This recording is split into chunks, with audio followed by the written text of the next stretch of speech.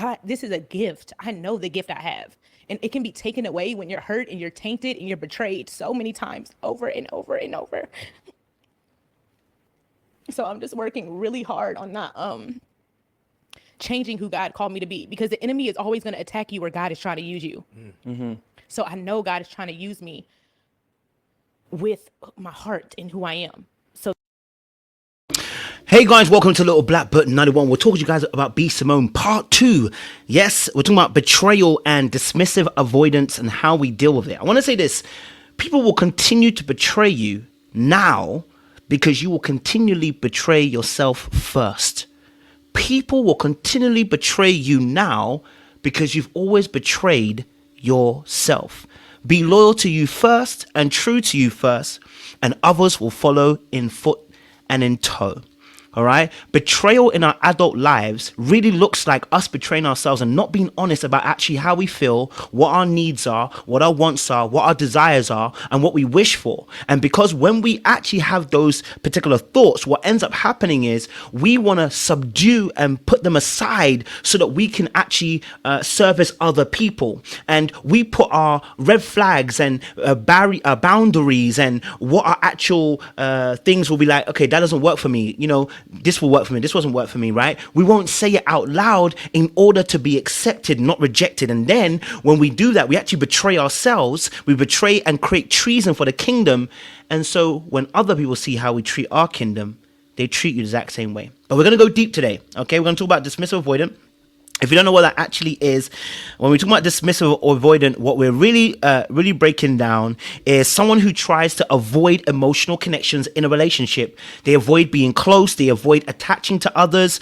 They are hyper self-reliant, avoid volatility of emotions in relationships, and will look to meet their own needs, but fail to express what they actually want in relationships. B. Simone, if you watch my videos, I've spoken about, I believe, is a dismissive avoidant, and I've spoken about a lot about her relationship and Megan's as well, but we're focusing solely on B. Simone. So if you are somebody who is dismissive avoidant, you need to stick around for this video because it's going to be powerful, it's going to be deep, and I'm probably going to call you out, including myself, because I'm a dismissive around this subject. I want to let you know again, the reason why people are betraying you as a dismissive avoidant is because you betray yourself. You're not being honest about what your wants, needs, and desires are. And then people come into your life and they can't meet those needs, and it feels like a betrayal. Or they do things that are contrary to your value system, but you never spoke up. You allowed it because you didn't want to cause a person to feel some type of way or to feel rejected. And so in doing so, you actually rejected yourself. You actually betrayed yourself. And in doing so, they returned that volley back to you. Okay. All right. The core wound of any of the dismissive avoidant people is that we are afraid of rejection. And so when rejection comes, we have what we call deactivating strategies. I'm going to distance myself. And let me tell you this now, I've not fully got over it. I can't lie to you. I still have some of those tendencies. I am going to distance myself from you because you're not about to play me. That's how our thought process is. You're not about to have me all emotional. Nah, I'm going to distance myself. And that's actually some of our coping strategies that we actually use as well. All right, let's get deep into the video because I want to be able to break some things down. Make sure you like, share, subscribe, click on that bell button for notification uploads. We're going to get deep with this video. Deeper. All right, cool. The first place I want to start with, I'm going to start with, the need to feel loved and worthy. B. Simone talks about this quite evidently, and I want to be able to bring this to you so you can actually hear a little bit of this dialogue because I think it's powerful. Walk away and let go a lot quicker. So in that, I feel like we operate, as human beings, we operate from two extremes typically, like what I see and what I didn't like, and what I see and what I did like, right? And when you see something that you didn't like, you're like, oh, I'm out of here, right? But when you're out of here, there's no space for work. Right. But you also don't want to catch yourself in that space again where it's like, hey, I'm going through this time again. And this person keeps constantly using me. So you do have to build up that self-worth to a space to where you're like, you know what? I love me so much that even if you do make a mistake or even if you do something that I may not necessarily like, I'm okay. Right. I'm either okay to work with it and work through you, or I'm okay to leave and move on. I love that. Right. Rather than I'm moving on and okay, that's something I have to pay attention to. So if I see it again, I don't ever want to touch it. Right. So I asked you the question, though, because you say you're currently not dating. I feel like if people don't know nothing about you, right, it's the voices, right? But also, you speak about having a boyfriend all the time and you don't have one. Yeah. But I feel like you will make an incredible partner for somebody. Yeah. And I feel like that is a Okay, so I let that go on a little bit longer than I needed to. What I really wanted to focus on was that B. Simone, gentleman actually mentioned about being worthy of love, right? Being in that space of being worthy of love. And it's really interesting because what he described was two things. He said worthy of love, and then he said about how dismissives, I talked about B. Simone and leaving kind of relationships a little bit early. So let me just play it one more time. Walk away and let go a lot quicker. So in that, I feel like we operate as human beings. We operate from two extremes typically, like what I see and what I didn't like, and what I see and what I did like. Now, as you heard B. Simone quite clearly say, listen, I leave relationships much quicker now. She's in a better place.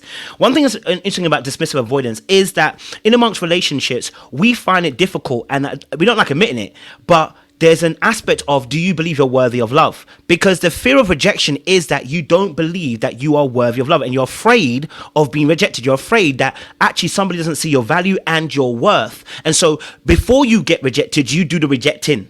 Before you start seeing the rejection, you start pulling away, you start deactivating, you start removing yourself from the scenario.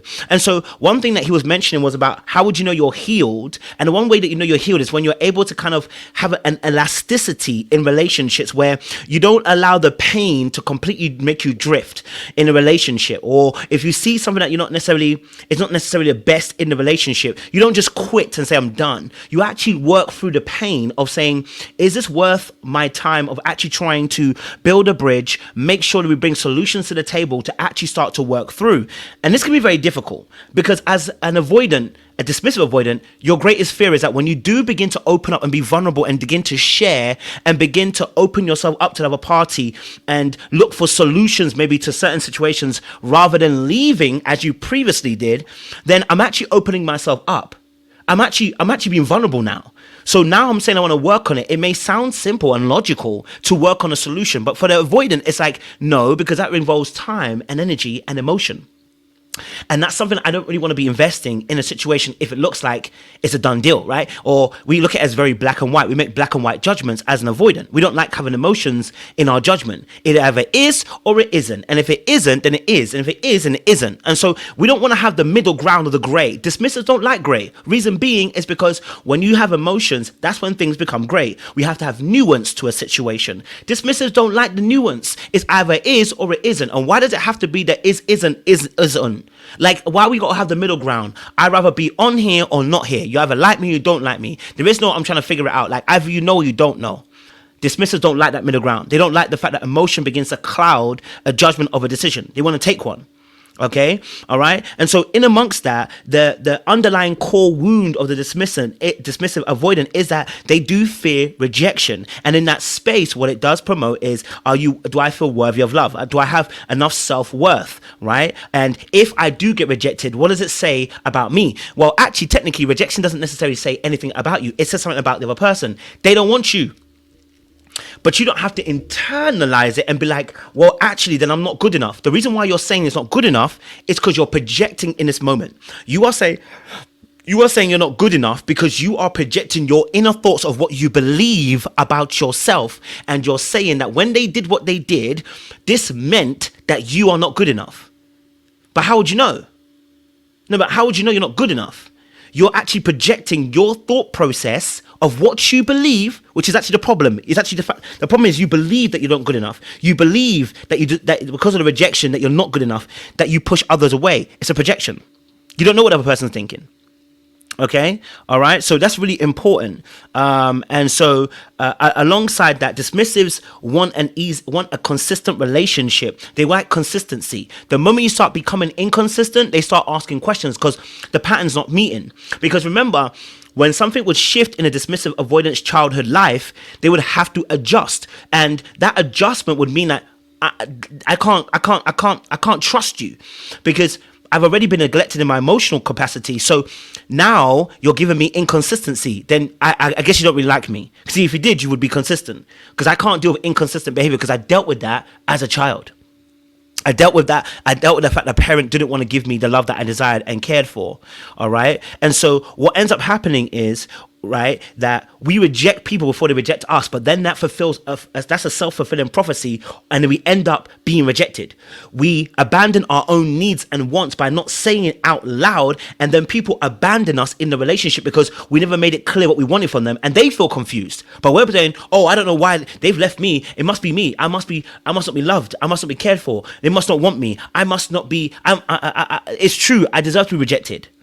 Right? And so we exit relationships quicker than we actually should exit relationships. Okay? If you're unhealed, you'll let your fear of rejection reject other people before you can actually even see whether they actually want you or not. And you'll learn to detach really, really quickly. Okay? So I want to go to this next point, because my time is short today. So I wanna go to this point as well. Here we go. These things. So even though it's hard, it could be something as simple as getting the fuck off Instagram. You've been scrolling for an hour. You haven't checked the email. You haven't said a prayer. You haven't did a meditation. You haven't called your grandmother, but you have been on social media for 90 minutes doing absolutely nothing productive. Even something as simple as that, I'm very aware of it, and I tussle with the flesh and the spirit every day to get better. So Do you know what's really interesting about this situation is that when it comes to dismissive avoidance, like any of the insecure attachments, we actually begin to sign out of life sometimes, right? The procrastination is actually us signing out of reality. Because remember, we've actually lost the component of being able to really process our emotions. So what ends up happening is social media becomes a way of almost detoxing and deactivating from the world. There's too much noise, too much sound, and putting myself in this place means I kind of exit from the rest of the world. We disassociate. It's very easy for dismissive avoidance to disassociate because remember, we don't connect to the world emotionally because we've not had the opportunity to really fully process our emotions. We've been disassociated for a very long time. So any action that kind of promotes disassociation is actually in alignment with what we felt was safety for us. So yeah, I'm going to scroll for 2 hours on social media. Yeah, I'm going to play my FIFA for a few hours. Yeah, I'm going to watch Netflix for a few hours because actually I've been disassociating my whole entire life. I've had to put my emotions aside. I've had to disassociate my emotions from me. So in reality, when I start playing a game or watching TV for very long or doing something that's completely distracting for what I had a target and a goal as, I don't see it as a problem because I've been disassociating my whole entire life. And that's why she's talking about this procrastination, which is really you just signing out of life. And actually not dealing with actually the core issue behind it all, which is we haven't dealt with the subconscious emotions that are suppressed, that are trying to get out. They're knocking on the door and saying, we want to get out. We want to be able to be free, but we won't let it out. So what ends up happening is we use disassociation in order to stop access to our emotions. I'm like, I don't want to feel. So I'm not going to give you options to come out here. I'm not going to let you open this door and Pandora's box. You're not going to have me in a place where I can be controlled by my emotions. So let's put you aside, and then I disassociate, okay? And that's what happens to a lot of dismissive avoidance. They end up disassociating from life in a sense. Let's go to our next point about, she said about outcomes. And I think this is really powerful as well, because this is really important. I'm here. And that's part of the energy y'all have cultivated. Like, I'm not thinking about nothing else but this conversation. It's usually like, okay, after this, I got to do this, I got to do that. You got anxiety because you think about the future. You got depression because you think about the past. You got be in the moment. Like, so I think being more in the moment, and that goes back to me being obsessed with work. Like, yes, it's fulfilling, but it's like, you're so attached to these end goals. Like, if I don't do anything else in my career, I've done phenomenal. I have done phenomenal. Braylon Simone Greenfield has done phenomenal as a Black woman in America that was supposed to be statistically not a millionaire, not here, not on the couch with these men. Like, I have done phenomenal for myself. So if I don't do anything else, stop being so attached to these ideas you have of where you want to go and enjoy what you've done. Now, this is really powerful because, again, dismissive avoidance, one of the things that's very difficult for them is understanding that outcomes don't necessarily have to be black and white. What I mean by this is a lot of times, because remember, we don't attach emotions to quote unquote some of our decisions making and how we see life. So an outcome is as a response of an input that gets an output. I don't think about the emotional component that goes into the input to get the output. I'm thinking what actions need to take place to get this output. And so we become very goal orientated because we understand that this is a very easy equation for us. Put money in, get money out. Do this, get that. If I do that, I get this. And so it becomes very monotonous, but also very easy to understand and very safe for a dismissive avoidant to be in. This is why they're very career driven, because of course emotions are a part of the everyday life. But once I take decisions and make decisions and they equal a goal and reaching a target, I don't need to think about the emotions. This makes sense for me. This is why they end up becoming very career driven, because in reality, we're not constrained by the emotions that we have suppressed for a very long time. All we're thinking is do this, get that. And so it becomes very goal orientated and very dismissive of our actual emotions. I had to get rid of my emotions because it was pointless at the time, right? I was in survival mode. My emotions didn't bring an end goal that I wanted. No, can we really deep it? My emotions didn't bring an end goal that I actually needed. So guess what I'm going to do in life? I'm not going to use my emotions to meet an end goal. If I want to be rich, I'm not going to use my emotions. If I want to be successful, I'm not going to use that. Even in relationships, I realized that actually by not being too emotional, I still get what I want. So I'm not going to do it, right? But it doesn't help with a long-term relationship, right? Exactly. So if I now realize that my actions, if I now realize that I have to add more emotions to my actions, then I have to give meaning to my emotions, which were previously meaningless, right? And so for me personally, results only matter because that's what we're judged on, right? I was judged on my emotions and told that I couldn't do it. Okay, cool. Judge me now on what I produce. You can't tell me nothing, because the world tells me that I am amazing and super and fantastic, and I get validation by the round of applause of what I've done, right? It's what she was saying. Okay, so let's go to our next point. Baby, we are going through these points. Recently, like, God, please don't change my heart. Like, I'm sitting on this couch, but for real, I'm broken in this season. Like, I can say that safe here on this podcast, and the shit I have told you I've been through. This is probably the hardest season I've ever gone through publicly or in my life. Like, I'm really broken in this season, and for you to say that and notice that in me, I appreciate that so much, because that has been my prayer. I do not want my heart to change. I don't want my optimism to change. I don't want to see the glass half empty, and I'm trying so hard not to be bitter and mad and angry, but I am broken right now. I really, really am. Like, it is hard for me to walk in that door and be like, hey, y'all, like. That's a very painful place to be for B. Simone. But I want to tell you something which is really powerful, okay? And this is slightly away from dismissive avoidance. God needs an opportunity at times to let us know that you can't do it on your own. You have achieved so much, B. Simone, by being the way that you have been, okay? You have achieved so much by doing whatever you do. You achieved so much by following your own principles and your own rules and your own laws. You have been successful by following your own God, your own idol. And so what ends up happening is God then decides that that's no longer going to be successful for you. And that's where our breakdown comes, because when we realize that in our human strength, I no longer have the capacity to make what I want to make happen, then you start to realize I've reached a plateau, and you've reached a boom, boom, boom, boom, boom, glass ceiling. And you're like, I can't get past it. And it begins to be frustrating because now I'm squished at the top and I can't get any further. I'm frustrated. And so you actually start seeing yourself begin to decline because there is nowhere to go up, because it's blocked. And so God is like, I'm limited. I allow you to be limited in your capacity because I need you to understand that you cannot do this without me. I need you to understand that it is impossible to get where I need you to get to without me.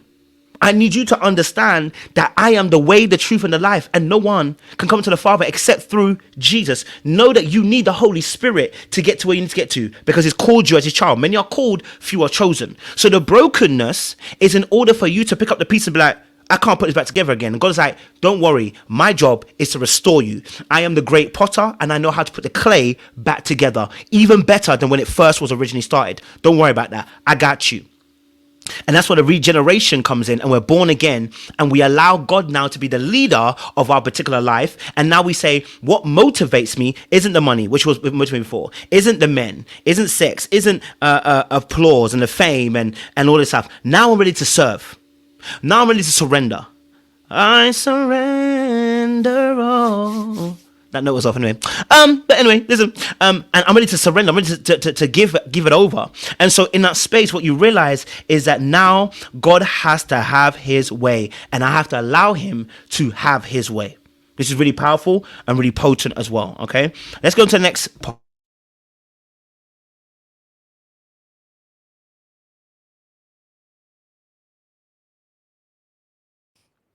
Can I give you a word? Not like this. God, this is a gift. I know the gift I have. And it can be taken away when you're hurt and you're tainted and you're betrayed so many times over and over and over. So I'm just working really hard on not changing who God called me to be, because the enemy is always going to attack you where God is trying to use you. So I know God is trying to use me with my heart and who I am. Okay, so my last point of this video, because I'm going to do another part 3. My last point of the video is around the area of betrayal. And I kind of said this earlier on in the video. Dismissive avoidance, fear betrayal, because it really is a rejection of them. This is what they're going to feel, that is rejection. The reality of the situation is that a lot of our adult betrayals that happen by people is actually as a result of us betraying ourselves. What do I mean by this? Well, in actual reality, did you tell people what your actual expectations are? Did you let them know what your wants and needs are? Did you let them know what you willing and won't willingly accept? In fact, do you know? Because you're going to live out what you believe. And sorry, let me say that again. You're going to live out what you know to be the truth. What you believe is what you accept, but what you know is what you live out. And what you know is often coming by faith. And so in that space, what you know is that I'm going to live by this truth. And so what ends up happening is we don't know our wants, needs, desires, and what we really want from relationships, and because we've consistently been putting and suppressing a lot of our wants and our needs. And so what ends up happening is that when we do get into relationships, when we see certain behaviors that suddenly we're now like, okay, that doesn't work for me. Suddenly we're like, oh, that doesn't work for me. Suddenly that doesn't work for me. But we never made it clear through our actions, our behavior, even our energy, the way we even went about life. We didn't make it clear. And actually we chose somebody who had the attributes of somebody who would betray us. And the reason being is because we are trying to save people oftentimes, and 2, we don't know what we actually want, need, and desire. And so we choose people who don't fit that bill, and they end up betraying us. Also, number 2 is that we don't actually check boundary breaking from the beginning. Let me give you an example. Somebody's rude to you, you don't check it there and then. Like, they weren't that rude. Okay, let me allow it go. Tomorrow they say something a bit more rude. You're like, whoa, okay, that's a little bit rude. I didn't really say it. Okay, next time. And then on the 4th time, you explode because you're like, you've moved the boundary and said, I've given you grace and chances. I've given you grace. The other person does not know you gave them grace several times over. And so in reality, when you do give them grace, they're confused as to what you're talking about. And right, you betrayed yourself because you didn't want to open your mouth because you were afraid of being rejected. You wanted to be accepted, so you allowed them to roam and to move about. And so now they're betraying you. And in reality, you betrayed yourself first. In fact, you rejected yourself first because you didn't want to deal with your emotional capacity and your emotional intelligence and what you actually have, emotional regulation, and actually what your actual emotions are, because you didn't want to address it, because you rejected it, because you pushed it away. Guess what happens when you get into relationships? Then you get rejected, because relationships are about emotional connection. So how do I know if somebody's really down for me? How do I know if somebody really cares about me? Is the emotional connection. If you're unwilling to connect with me emotionally, if I'm unwilling to connect with myself emotionally, how the hell am I going to know if you're going to connect with me emotionally? I won't even see betrayal coming until it happens, because I don't recognize the signs of somebody not connecting with me. The whole entire time you've been disconnected, but I didn't realize that because I'm disconnected. It's tight. I'm gonna leave it there. Make sure you guys like, share, subscribe. Part 2, we'll do a part 3, I promise you, and break it more, because there's 2 more big points that she made, and we'll leave that for you guys tomorrow as well. Much love, much appreciation. We'll see you again soon.